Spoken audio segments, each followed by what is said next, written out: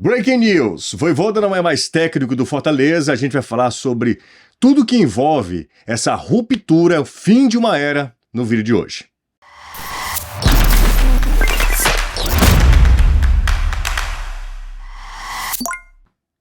Foram 310 partidas, fazendo de Vojvoda o técnico que mais vezes dirigiu o Fortaleza ao longo da história.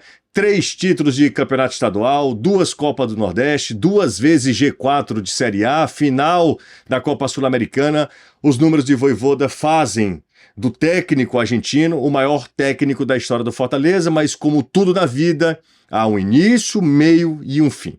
E é sobre esse fim de ciclo que a gente vai falar no vídeo de hoje. Mas se você é novo por aqui, considere se inscrever, ativar as notificações para não perder nada. Mais de 80% da nossa audiência é de não inscritos. Se você curte o meu trabalho aqui no YouTube, já deixa aquele like, comenta, quero saber também a sua opinião, foi certo ou não a atitude da diretoria.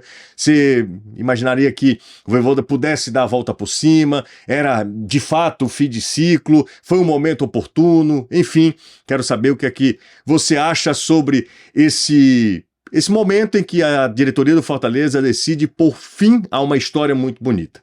Antes de a gente entrar na parte mais dura, mais difícil, mais racional dessa decisão, bora falar também e reconhecer tudo que representa a Vojvoda para o Fortaleza e o que o Fortaleza significa também na história de Vojvoda.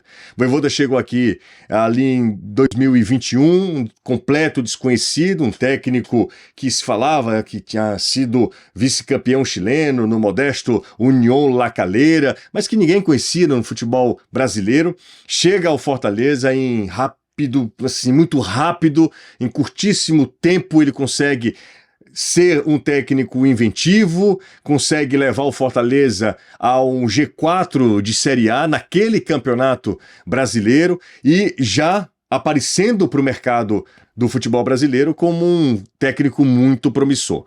As portas se abriram para o principal mercado do futebol sul-americano e assim o Vojvoda fazia a sua primeira temporada à frente do Fortaleza com muito sucesso. Foi um ano muito especial para o Fortaleza, para o Vojvoda, porque além dessa 4ª posição no Campeonato Brasileiro, Fortaleza chegou às semifinais, o que nunca havia acontecido, da Copa do Brasil. Fortaleza, se a gente olhar a classificação da Copa do Brasil, ainda que seja uma competição eliminatória de mata-mata, o Fortaleza terminou com uma 3ª melhor campanha.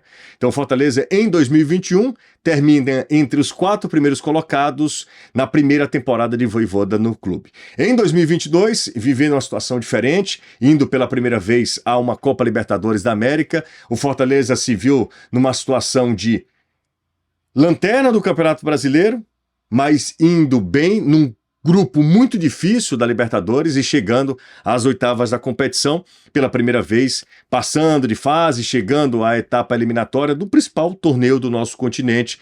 E ao fim daquele Campeonato Brasileiro, o Fortaleza conseguiu algo que ninguém fez, que ninguém conseguiu, que era terminar na última posição o turno e se livrar do rebaixamento. Vojvoda e o Fortaleza fizeram mais. Chegaram a pré-Libertadores. A pré-Libertadores que foi disputada contra o Cerro, fica pelo meio do caminho.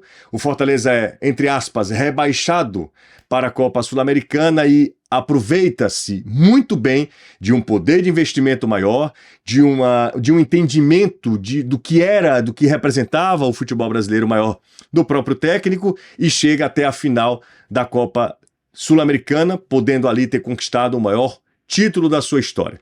Por muito pouco, o Fortaleza não conquista o título da Copa Sul-Americana, mas foi mais um passo, mais um degrau, mais uma vez o Fortaleza subindo o seu sarrafo, subindo o seu patamar e mais um objetivo alcançado numa temporada. Em 2024, a história se repete. No meio disso tudo, gente, tem títulos de campeonato estadual, títulos de Copa do Nordeste, Fortaleza se notabilizando como a principal força da nossa região. Ano passado, Fortaleza faz um campeonato muito regular, chegou a liderar, é verdade, em apenas uma rodada, mas era liderança no retorno, que é mais difícil ainda para um time do Nordeste conseguir liderar o retorno de Campeonato Brasileiro.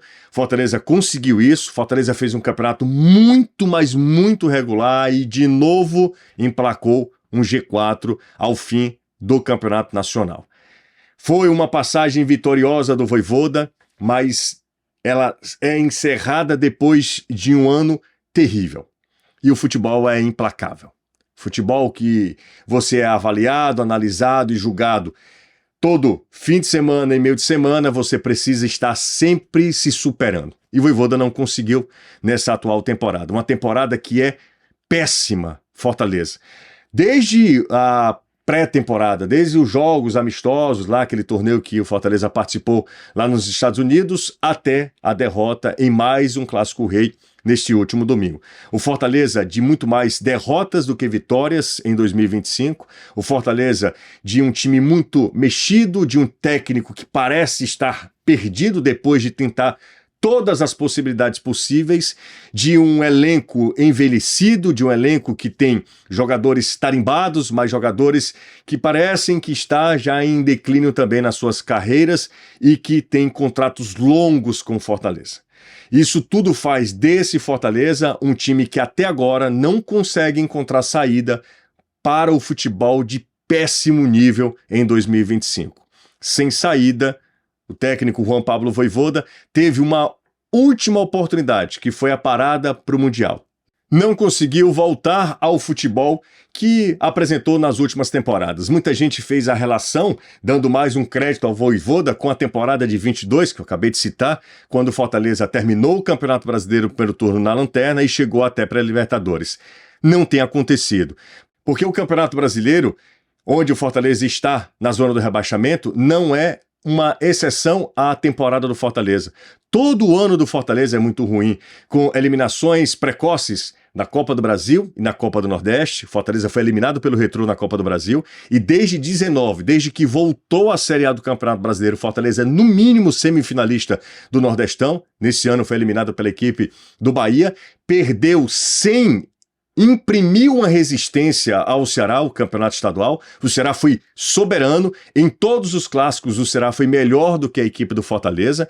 E o Fortaleza, se não fosse o WO, eu sei que isso dói para o torcedor do Fortaleza, o Fortaleza também não estaria nas oitavas de final da Copa Libertadores da América. Tem um campeonato brasileiro para tentar livrar o ano, para tentar salvar a temporada e para tentar evitar o pior, que seria um rebaixamento para a Série B. Depois da ruptura, os nomes de substitutos começam a surgir. Dentre eles, os argentinos Luiz Ubeldia, ex-São Paulo, e Ramon Dias, que nos últimos anos tem sido o bombeiro do futebol brasileiro. Ramon Dias livrou o Vasco do rebaixamento, fez o mesmo com o Corinthians na temporada passada. Técnicos caros, mas o Ramon Dias, que tem esse histórico recente, talvez seja, não sei se o nome, mas o perfil que o Fortaleza precisa para agora. Fortaleza precisa evitar o pior, seja com Ramon Dias ou qualquer outro técnico que venha assumir esse Fortaleza, que já sábado tem um compromisso com a equipe do Bahia e que hoje pode ser penúltimo colocado do Campeonato Brasileiro, desde que o Juventude vença o Sport nesse complemento de 13ª rodada. Se isso acontecer, Fortaleza cai mais uma posição, vai se juntar ao Sport nas duas últimas posições do Campeonato Brasileiro. O primeiro momento, Fortaleza já fez. O primeiro movimento foi uma atitude drástica, como falou o CEO Marcelo Paes. A demissão de Vojvoda, sim, é uma atitude drástica do Fortaleza, que agora vai procurar um nome no mercado, mas sabe que esse nome, independente de quem seja, tem como principal e único objetivo hoje livrar o time do rebaixamento. E aí, na sua opinião, quem poderia assumir o Fortaleza com essa missão? Você tem um nome em mente? Comenta aí.